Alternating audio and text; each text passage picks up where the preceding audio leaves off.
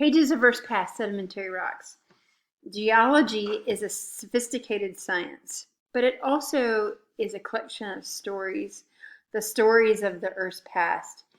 And the story of the surface of the Earth is all about sedimentary rocks. When we find a sedimentary rock, we can think of the sediment that was deposited, maybe the organisms that lived in that area at that time. We can tell which way the wind was blowing. Was there water? Was there no water? Things like that. So I love the story that sedimentary rocks tell. I grabbed a piece of petrified wood. It's a bookend, so one side is velvet, one side is nicely polished, and the other is the rough side. I like the rough side. This piece of petrified wood was surrounded by sandy, muddy sediment, and then these giant tree trunks were laid down in that clastic sediment. Clastic means fragments of pre-existing rocks. The tree tells us the species that was living at that time. It also tells us that it was wet, a wet area where these trees could fall down into the water, maybe a stagnant swamp, and be preserved and not rot. Then silica-rich groundwater would flow through the system and flow through the parts of those trees and preserve. And now we have petrified wood in those sediments. So the story that sedimentary rocks can tell is pretty profound. We can look at them and talk about the history of the surface of the Earth. There are different ways that sedimentary rocks form at the Earth's surface. They can be cemented loose clasts from pre-existing rocks. That would be like a piece of quartz that started in the mountains, ended up at the beach. It's now a piece of sand. It gets lithified over time, cemented together, and forms a sandstone.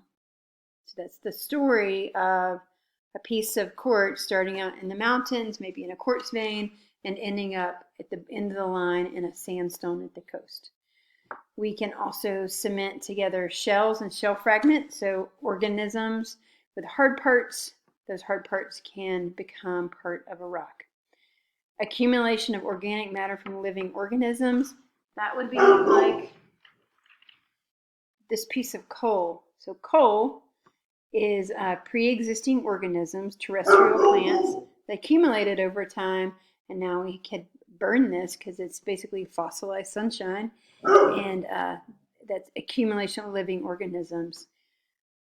We can also precipitate minerals out of water. So the best example with that would be salt water evaporating and leaving behind a deposit of halite or rock salt. So different stories for different rocks. Sedimentary rocks are going to form in layers mostly, so they're going to be horizontal layers at the Earth's surface. They're recording these ancient environments. So this image on the left, I'm going to show another one, so look at that one, and here is what a geologist sees in a sketch. I'm going to turn that off.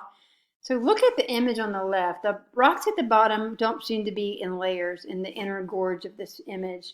And then the rocks at the top are layers. So that tells the geologist there's two different kinds of rocks in this image. So I'm going to turn it on again and see the basement rock. So those are crystalline rocks, either igneous or metamorphic rocks, and then laid on top of that are the sedimentary rocks that were deposited on top of those a long time ago. We have different classifications of sedimentary rocks, and we'll go through those each separately, but here together we have clastic ones that are rock fragments that are like the example of the sand becoming sandstone. Pre-existing rocks go through erosion and deposition and accumulation, lithification, and become a clastic sedimentary rock from clastic sediment. The clast is the piece of pre-existing rock. Next is biochemical. Those are seashells. So seashells have hard parts, and now in this image, those shells are cemented together. This would be the rock type limestone in this image. The next is organic. So here's carbon-rich remains of plants. And that one black layer in there, I couldn't find my mouse because I don't have one. That one layer in here is coal, so that's terrestrial plants there. They have accumulated in water, and then around that are sandstones and limestones.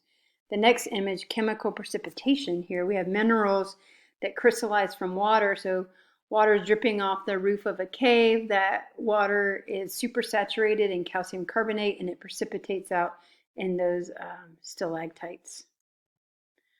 All right, so composition matters, just like with the other rock types. We talk about their composition, kind of starts to sound like chemistry again. That's okay.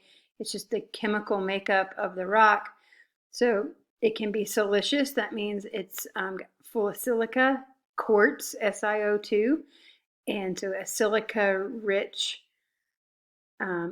rock or quartz-rich rock would be called siliceous. Argillaceous is a clay-rich rock, and a carbonate are those rocks that are dominated by calcite and dolomite, CaCO3 and CaMgCO3, the carbonate.